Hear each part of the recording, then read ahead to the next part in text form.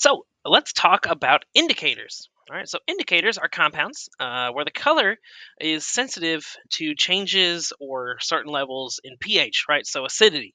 Some are pretty accurate. Some will just tell you whether a solution is acidic or alkaline or basic, right? And there are a couple different types of indicators here, right? The first that we're looking at right here on this page is a chemical indicator, right? So this is what we call a full range indicator here.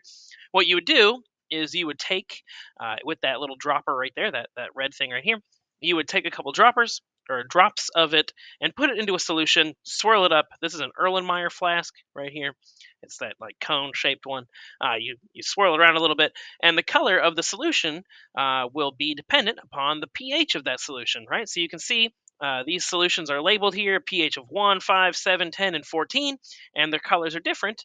And this indicator comes with a little like a cheat sheet or something here that tells you like, oh, if it's a pH of 1, it's going to be red. If it's 3, it's going to be this. If it's 5, it's going to be this, right? And so when you're working in a lab, if you're working with acids and bases, sometimes chemical indicators is what you'll do to notice changes in pH throughout reaction, right? There are also pH strips, which if you have a pool or you know someone who has a pool, they will use pH strips. They'll take a strip, dunk it in, and then leave it in for a couple seconds, take it out, and then whatever color that strip is, they will again line it with a pH like scale and see what color aligns to which pH, right? Or you can use what we call litmus paper just to see if something is acidic or basic, right? And so we have two types of litmus paper. We have red litmus paper and blue litmus paper. If you put red litmus paper into an acid, nothing happens. But if you put it into a base, it's going to turn blue. And the opposite is true, right? If you have blue litmus paper and you put it into a base, nothing's going to happen. If you put it into an acid, it's going to turn red. And so those are just some ways, chemical and non-chemical, that we can figure out whether a solution is acidic or basic, so we know how to work with it as chemists. Okay. Uh, this is important in a process that we call titration. Now, this is not something that I'm going to have you do, but if you were to leave Pathfinder and go take AP chemistry at an in-person school, or whenever you take college chemistry, if that's something you decide to do, this is absolutely one of the labs that you will have to do in college is a titration. And so, what it is, it's a controlled, very sensitive neutralization reaction.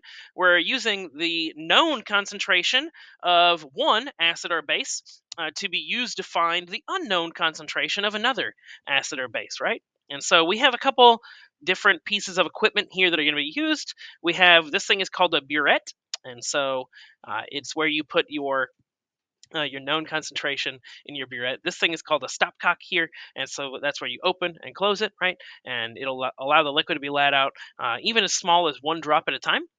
You will use that to dispense liquid into the Erlenmeyer flask that you will then swirl, and then you'll use a stand with a ring here to um, and a clamp to put the burette on. Okay. Uh, this is kind of hard to explain without being able to show you like the actual setup of it. But what's going to happen is you're going to take that known solution, you're going to add a known amount to it, and you'll be monitoring how much it takes to neutralize the other substance. And you'll use an indicator to keep track of that, right? So as that indicator changes color, you'll notice you get to a point called the equivalency point, and that's where you know that they are equal in concentration, and that gives you the amount of concentration of that unknown solution. Okay. So here is a video in our slides on how to complete a titration. I'm not going to go through that on this video now, but you can go to our slides and take a look at that. Okay. And so that is it. Okay. So be sure to use that information when we get to our lab on neutralization here in just a little bit.